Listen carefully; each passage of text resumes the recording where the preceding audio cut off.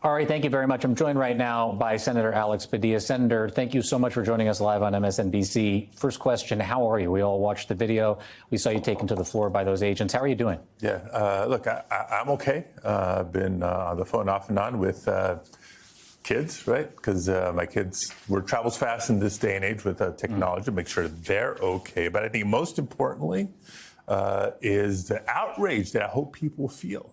If this can happen to a United States senator for having the audacity to ask a question of the Secretary of Homeland Security, the same questions for and requests for information that we've had, not just the last sort of week or so, the activity in Los Angeles, but since the beginning of the administration, then just imagine what can happen to anybody in the country, for that matter. We heard from you briefly at the press conference after you came outside of the federal building in Westwood. We've heard more extensively from Secretary Noem and the Department of Homeland Security, and I want to just tell you a little bit, because I'm sure this has been a whirlwind, about what they've been saying.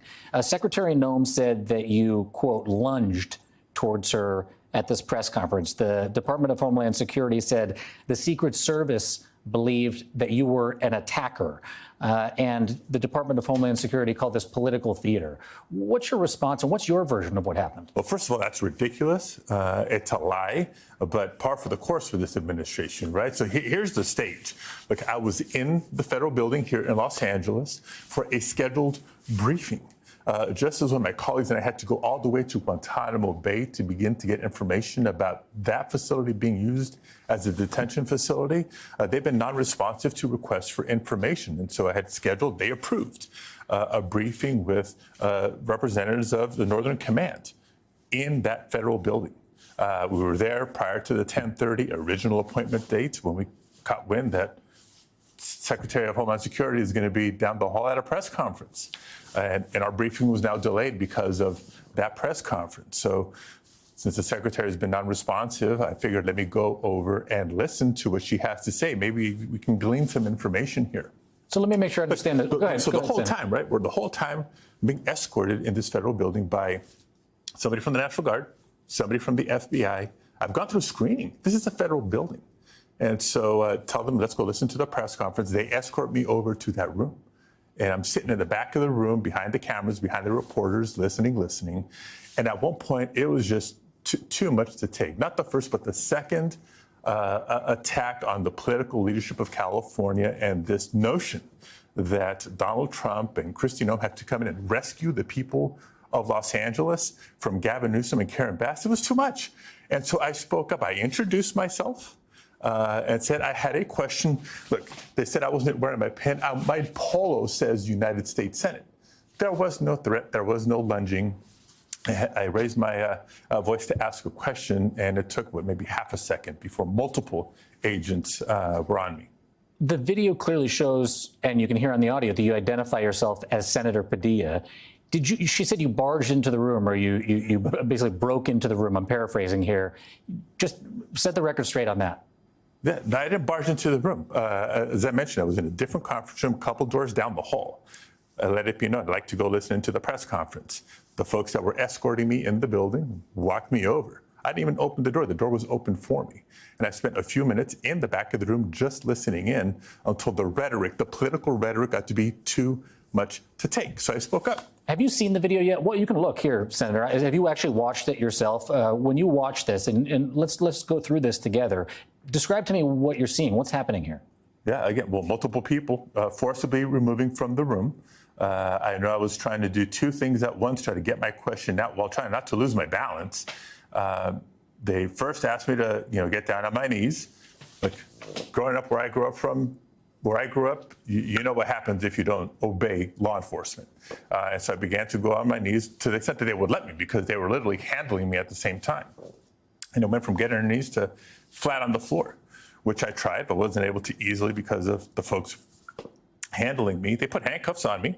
So yes, I was handcuffed. These are FBI agents. Did they tell you who they were? They wouldn't identify themselves. And I kept repeatedly asking themselves, why am I being detained? No answer. Why am I being detained? No answer. Why am I being detained? No answer. Then they get me back up on my feet and we start walking. Don't tell me where we're going. You were handcuffed at this point? Absolutely. Am I being led back outside? I don't know. Am I being taken to a cell? I don't know. They were not communicative until somebody from, I'm sure, Secretary Noem's team figured out I was who I said I was and finally said, let him go. So they let you go. They took the handcuffs off. What happened next? There were reports that you met with Secretary Noem for 15 minutes after the press conference was over. So this is a little surreal. So they took the handcuffs off. The person that came over said, well, if you'd like to meet with the secretary, you can do so after the press conference is over. Sure, I've been dying to get information from the department for months. I'll take this opportunity and see what I can glean. Then I was asked, but the other briefing that you're here for, the previously scheduled briefing, would you still like that briefing? Of course, that's why we came. That one never happened because the representatives from Northern Command left and again, didn't give us an excuse, so hoped for another opportunity to learn from them. Like, again, what's the mission of the National Guard here? What training have what's normally state National Guard is now federalized National Guard service women and men, if they're going to be out in communities, if they're going to be interfacing with civilians. This is not a normal job for them. And by the way, they're being taken away from other critical missions in the state of California to do this function. Now we hear the Marines are coming. For what purpose? What's the mission? What type of training preparation have they had? Did you get answers to any of these questions? None. And so, again, did have an opportunity to sit with the Secretary Noem for a few minutes. You know, you think she might have started the meeting with an apology of what happened. Of course not. And so I began to ask the question I was trying to ask in the press conference. For all the touting of the Trump administration of going after violent criminals, I told her, there's no disagreement there. If that's all you were doing, there would be no debate, there would be no discussion. But what's happening in reality is far different than that, because we hear story after story after story of non-violent migrants who, many are working in very essential jobs for our economy, being rounded up, right? The cruelty with which they're doing this, the increased cruelty with which they're doing this, escalating here in Los Angeles over the course of the last week. You don't need flashbangs, you know, when you're trying to target one person. National Guard over, you know, not at the request of a governor. It hasn't happened since 1965. And so, of course, they're instigating, trying to create the response and a reaction from community, and will point to anything to further escalate the situation. It's wrong, and it's counterproductive. Senator Padilla, we're here on my colleague Ari Melber's program, The Beat, on MSNBC, and I know Ari wants to ask you a question. Ari, go right ahead. Yeah, thanks, Jacob, and thanks to the Senator for joining us. You've now described the incident here for the first time. Do you view it as excessive force? As Jacob referenced, the administration is saying they were trying to basically do safety or security. Do you view it as excessive force or an effort to intimidate the opposition party? Look, personally, I think it was excessive. I was in no way, you know, lunging or threatening in any way. Again, consider where we were, in a secure federal building. I was being escorted. So definitely an overreaction, uncalled for, but it's not about me. Again, this is the biggest point. It's not about me. If they're willing to do this to me, a United States senator representing the state of California, just to imagine how it's going with their immigration enforcement on the streets when they show up at restaurants and are trying to detain a cook, or outside a Home Depot trying to detain a day laborer, or on the fields in Oxnard a couple of days ago detaining farm workers. You can just imagine. But that's a tone and approach that this administration has chosen to take. In many cases, I'm convinced it's unlawful and unconstitutional, and I have to do my job as a senator to insist on information and accountability and the rule of law.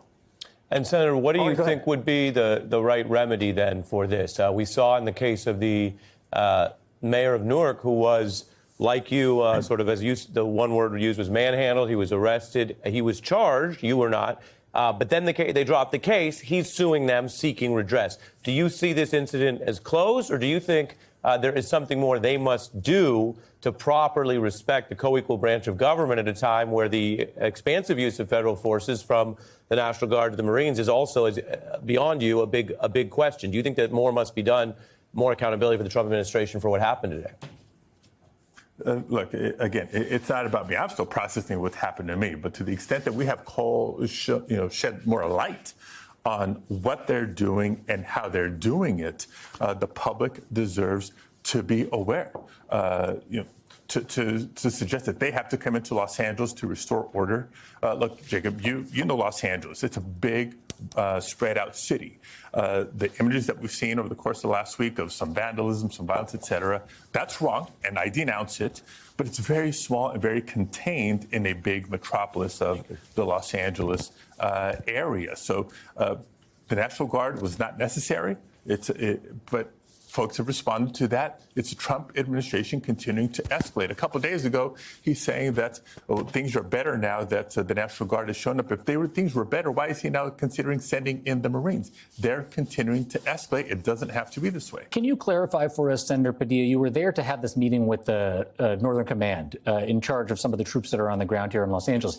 Did you ultimately have that meeting, and did you ultimately get any answers from Northern Command about, for instance, there's this hearing in the courts today, the state of California is suing the administration over the deployment of the troops to California. Did you get any indication one way or another whether Northern Command, the military, would respect the outcome of what Judge Breyer says in this court case today? Well, that was one of the questions I had for them. But unfortunately, the briefing never happened. And so we never got an answer to that question.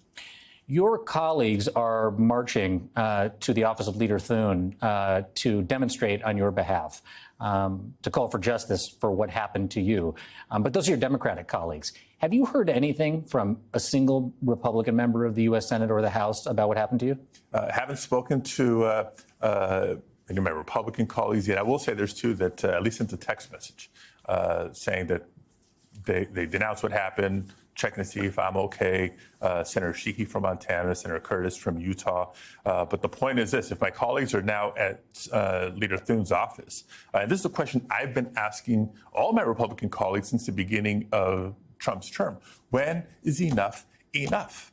The audacity for how this administration has gone after their political agenda. You know, when I hear behind closed doors, well, once he gets, crosses a certain line, then we're going to start to rein him in. But they keep saying yes to every ask he makes, every nominee he puts forward. When is enough enough? When they feel no repercussions for putting a United States senator in handcuffs for the audacity to ask a question and to speak up for fundamental rights and due process. When is enough enough? You became emotional when you came outside and spoke after this happened to you. And I want to make sure that I tell everybody specifically what it was that you were talking about when you teared up. You talked about farmers and cooks and day laborers. You spoke in Spanish. I've heard you often speak about your father, who was a short order cook, and your mother, who cleaned homes. You grew up here in the Northeast San Fernando Valley in a neighborhood called Pacoima. You played baseball in high school. You went to MIT, and you came back and you became the leader of the city council, the youngest ever first Latino. You went to the state Senate. You became the Secretary of State of California, and now you're the senior senator from California. But why is it that? Why is it farmers and cooks and day laborers that put tears in your eyes? Because I understand their plight. I understand their struggle. I understand their sacrifice to just find the American dream, a good opportunity, maybe a good job, the ability to raise a family and have the next generation have it a little bit better than you did. And so for all the talk about immigration, the misinformation, disinformation about the invasions and insurrections, it's all BS coming from Trump. As I said before, if all they were going to do is target violent, dangerous criminals, true threats to our national security, that'd be one thing. Nobody has a disagreement there.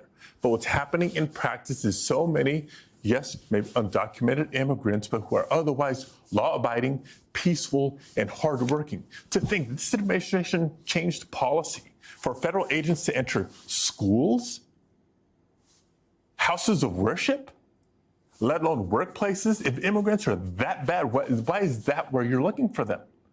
And as I take a step back and take a deep breath, I get to remind everybody, this is the state of California. Not only the most populous state in the nation, the most diverse state in the nation, home to more immigrants than any state in the nation, mostly documented immigrants, legal immigrants. But yeah, there's a good number of undocumented immigrants. But this is also California, that's the largest economy of any state in the nation, fourth largest economy in the world. It's not despite the immigrant population. It's because of the contributions of so many immigrants as a workforce, as consumers, as entrepreneurs. You know, if your interest is in improving safety of communities, facilitating thriving communities and economic growth, this is something to embrace, not to attack. But sadly, Donald Trump has had it since the first time he came down the escalator at Trump Tower before the 2016 election. Your mom and your dad were both immigrants from Mexico. When you look at the protesters on the streets that are standing up to, they started on Friday against the ICE raids. Now they're out there against the National Guard and against the Marines coming to the streets.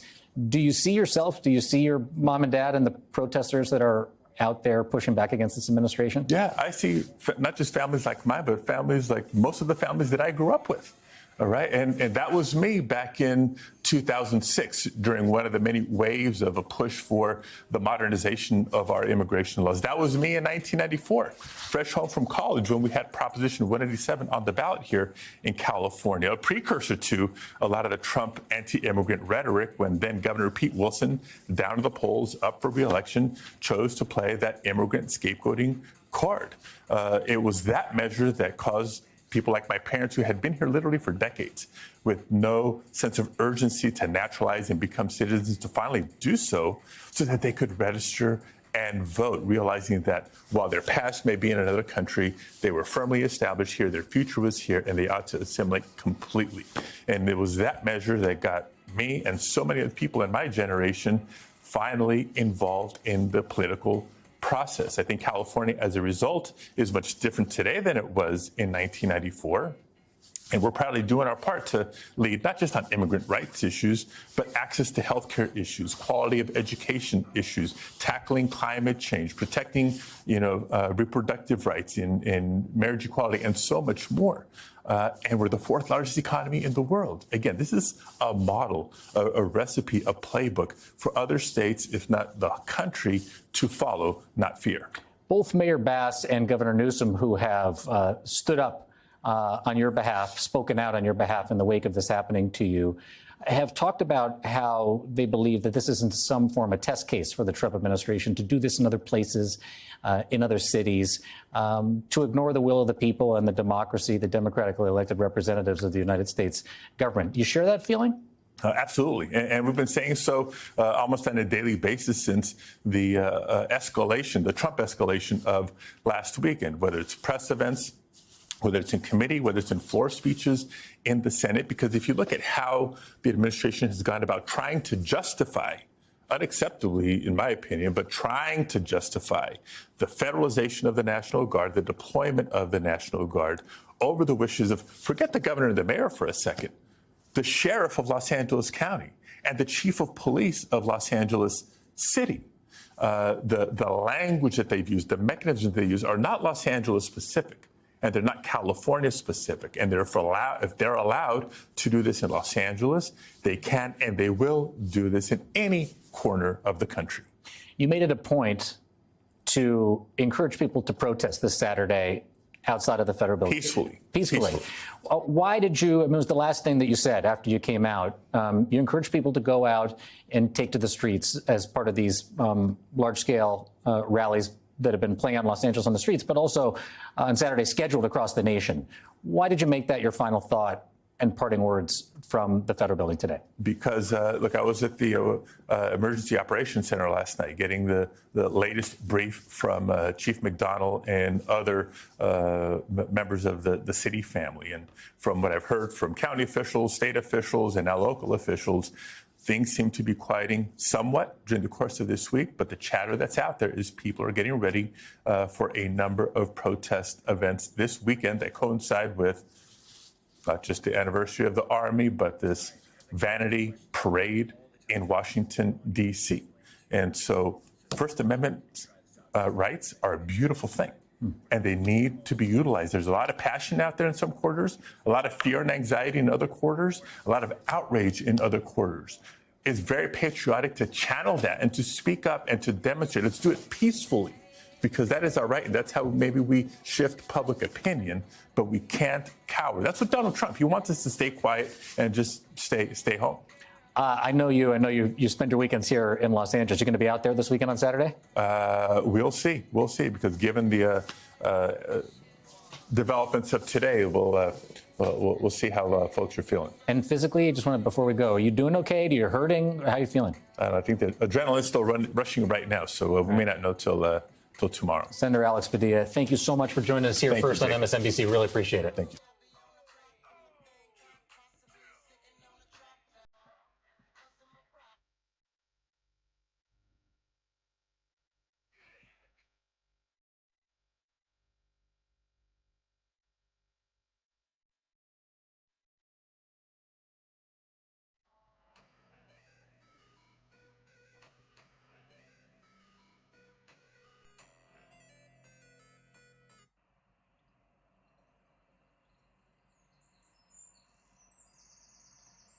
Mr. Jeffries, thank you very much for joining us tonight. There is so much for you to consider for us. First of all, let's begin with Governor Newsom and his big victory in court tonight.